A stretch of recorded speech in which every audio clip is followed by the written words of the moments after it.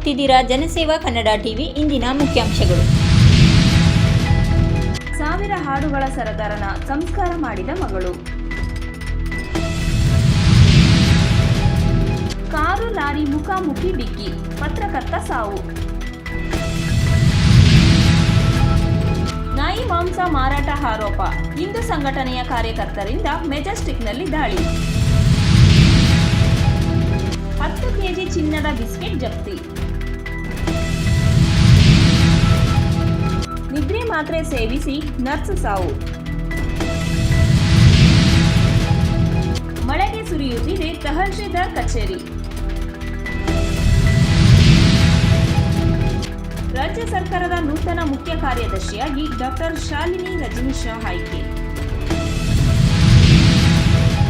ಕಾರ್ಗಿಲ್ ಯುದ್ಧದ ನೆನಪುಗಳ ಸರಮಾಲೆಯಲ್ಲಿ ನಿರ್ಗಮಿಸಿದ ಜೀವಗಳಿಗೆ ಅಶ್ರುತಾರ್ಪಣೆ. ಪುನೀತ್ ಕೆರೆಹಳ್ಳಿ ಬಂಧನ, ಅಸ್ವಸ್ಥಗೊಂಡ ನಂತರ ಆಸ್ಪತ್ರೆಗೆ ದಾಖಲು. ಪ್ಯಾರಿಸ್ ಒಲಿಂಪಿಕ್ಸ್ ಉದ್ಘಾಟನಾ ಸಮಾರಂಭಕ್ಕೆ ಭಾರೀ ಮಳೆಯ ಭೀತಿ, ಸಾವಿರಾರು ಕೋಟಿ ರು ನೀರಿನಲ್ಲಿ ಹೋಮವಾಗುವ ಸಾಧ್ಯತೆ. ಜುಲೈ 29ರಂದು ಕನ್ನಂಬಾಡಿಗೆ ಸಿಎಂ ಬಾಗಿನ ಆಗಮಿಸಲಿದೆ ಸಚಿವರ ದಂಡು. ವೇಗದಲ್ಲಿ ಗಾಡಿ ಓಡಿಸಿದರೆ ಬೀಳುತ್ತೆ ಎಫ್ಐಆರ್ ಕೇಸ್.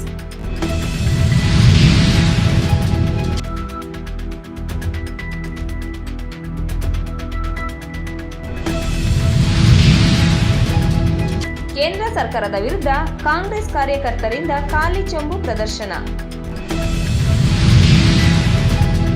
ಅಪಾಯ ಮಟ್ಟ ಮೀರಿದ ಕಾವೇರಿ ಕೆಆರ್ಎಸ್ ಜಲಾಶಯದಿಂದ 1,30,30,000 ಕ್ಯೂಸೆಕ್ಸ್ ನೀರು ಬಿಡುಗಡೆ.